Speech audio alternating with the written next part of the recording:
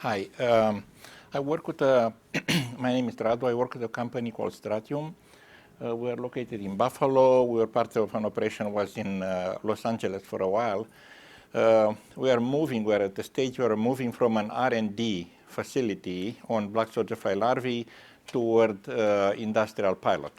The way this works, the safest way to work this out is to try to do an R&D to the point of you start understanding what the real technology should be, because there is so many choices, you'll see them. And then move to an industrial pilot where you do not invest too much, because if you choose the wrong path, you are going to go bankrupt before you know it, and only then you start building up a mega factory that costs $100 million. So I will advise everybody who wants to do this to take this slow path. It took me 20 years to get here. The species of choice is this tropical insect. It does exist in the United States, but in central part of the United States, it actually dies in the winter because none of the stages will withstand freezing. As far as the process is concerned, I'm still trying to, the one on top? Okay.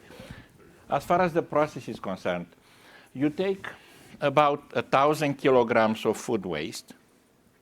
Remember, this is not just the material, this is also the water, which is a very important issue in our discussion on sustainability. You take 1,000 kilograms of this material, and then you move it into a larvae that you grow, okay? And you grow the larvae and you harvest the larvae, and you generate anywhere between 100 kilograms, 115 to 250 kilograms of larvae, depends on the quality of the material, okay? And eventually, because they are so fat, and most of the species that we deal with in terms of feeding, the nutritionists prefer to have the fat separated from the protein. If they need it together, they will join them together later on. You squeeze the fats out by various methods, and you end up with a protein, and the amount is probably 40 kilograms, 50 kilograms of protein, depends. And you end up with about 1/3 of that in terms of fat, okay? And you end up with some materials that the larvae did not eat, plus larvae poop and other materials like that, that is generically called frass. It's in reference to the poop from orthopterans, from like locusts and crickets. It's not true frass. We call it that way, and that is important. It's not important that we call it, important that you know. In parallel, 1/10 of the entire operation, it's about keep on producing this larvae. So you have to save some of the pupae, produce more flies, collect more eggs, and this is where the rub comes in. You need about 45 minimum, if not 100 grams, secured amount of eggs produced every day, so you do not run out of eggs by the time the trucks with food waste are coming in. You have to produce way more eggs than you should in a large facility. The advantages, you already know about this. I'm just preaching to the choir. You know the advantages of insects, but I'm just summarizing them. This one happens to be an insect that grows the fastest that we know of. It grows 2,500 times in weight from the moment it hatches to the moment you harvest it. And that is in 20 days. The space and water, it's also very little relative to what we are accustomed with in growing animals. You generate approximately 1,000 metric tons per hectare per year, because there are so many, and you overstock them in a warehouse. We pile them on top of each other. The water consumption is very low. In our case, it's about 45 liters per kilogram of protein. But things will happen in other facilities. They may need more water. There is promising results on fish, and I'm going to let you guys describe how do you use this in fish and what are the benefits of this larvae. It's possible that they may temper the anti-nutritional factors from soy. Remains to be seen. This research is still ongoing. They have an extremely good immunity based on antimicrobial peptides.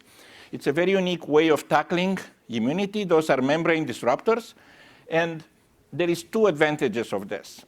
Unlike, for example, silk moth and bees, honey bees, we do not know of any disease that actually risks on calamitating this industry.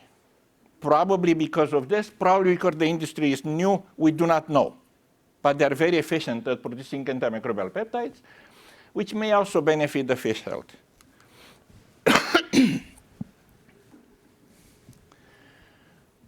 This is a graph of the amount of soy per countries, the amount of soy produced. We produce about 260 million tons. This is protein, okay? It's soy meal produced on Earth. 260 million tons. This is fish meal from 2021, okay? And this is what we can do with larvae should you collect it from certain countries, because not all countries will have a very well-organized system to collect, sort food waste, and do all to have the legislation. So we can probably match the amount of fish meal, okay? Now, this assumes that you are taking only some countries, and this also assumes that you are not tackling the post-consumer food waste, which you are going to see in a few slides. It's one of the calamities of this industry. Post-consumer food waste is very rich in materials that we do not want. With regard to the industry outcomes, the hope, if we manage to do this, the hope is that we're going to have two goals. One, we're going to replace as much as possible from the fish meal, so it's going to be a lesser pressure on ocean ecosystems. And the second is, as it happens, this particular way of making protein, it's about 130 times more land and water efficient than making soy. I know that we're not going to make a big dent in the soy production, but if we remove the equivalent of 10 million metric tons of this is the equivalent of about 5 million hectares.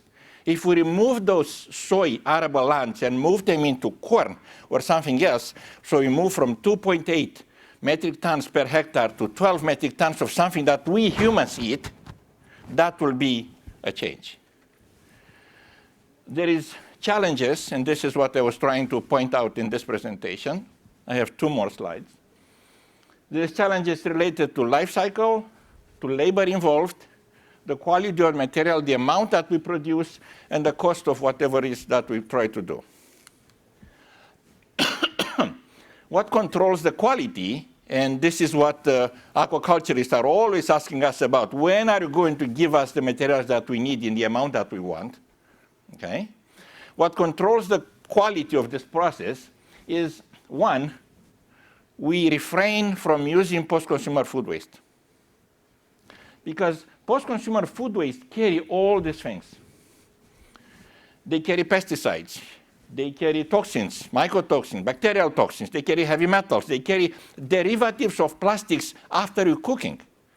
Okay, all kinds of things are coming from styrene as it is getting decomposed and all that. And we try to avoid this thing. So we focus on the pre-consumer, which is about 50%.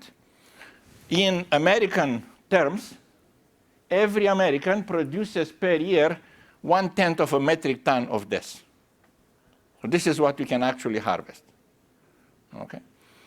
And there is issues related to pre-processing, because the way you pre-process helps diminish the costs of avoiding microbial pathogens during the process.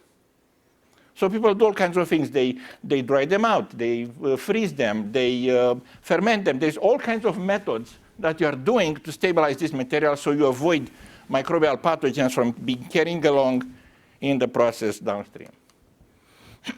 With regard to the trends, and that will help you kind of figure out when is this going to happen, I believe that we're only now breaking this wall, and we will have it probably all over the place in 10 to 15 years, because the needed parts of this process have already been invented. And the most burdensome of them all was the cost of a few elements of this process. One is the labor, the transportation of that food waste that is very rich in water, the drying. It's a killer because it takes $60 to evaporate 1 metric cube of water. It just keeps on adding up, okay? It's the cost of the infrastructure. And if you start sacrificing, they figure out that they can reduce, except for the cost of the infrastructure, they can sacrifice and reduce everything else if they do a very heavy automation of this industry. So there's going to be factories in the middle of the city where everything will be robotic and the materials will no longer be hauled by hand or forklifts or anything like that.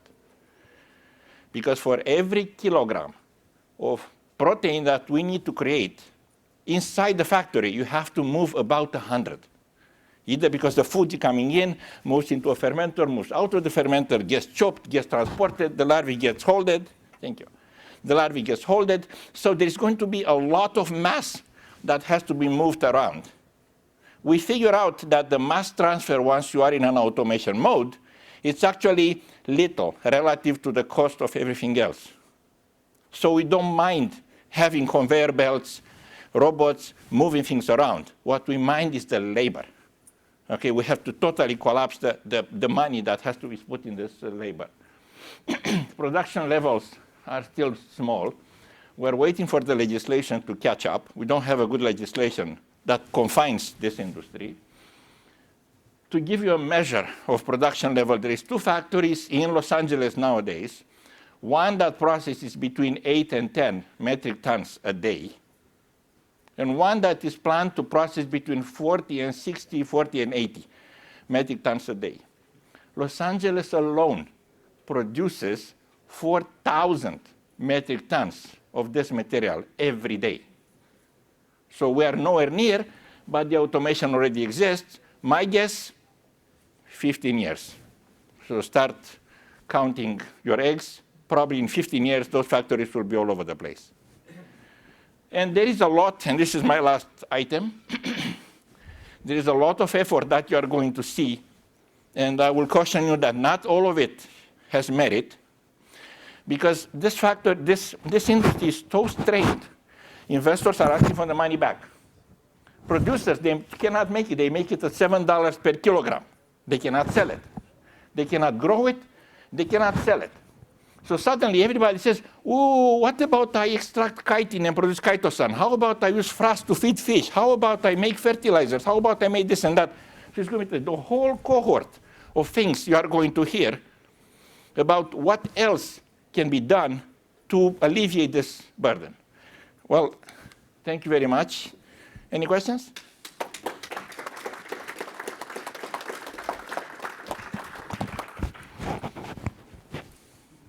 Do we have time for 1 or 2 questions? Go ahead. Sorry. Thank you, Radu, for this very educative presentation. So I was wondering, so you can get food waste only from New York State? That's it? You can get it from other states in the country? Yeah. Transportation, it's an issue. If you transport it by rail, it has to be prepped somehow because you plan to transport it wet. If you want to have it dried, then you are going to need to transfer the money that is needed to dry that $60 per metric ton equivalent of water to transfer it to whomever has produced it. So you can cut off the tipping fee if they give you the food already dried. It's convenient, it's easy to transport and all that, and it's much less voluminous, because it's about 70 to 80% water when you harvest it. Okay? All right. Thank you.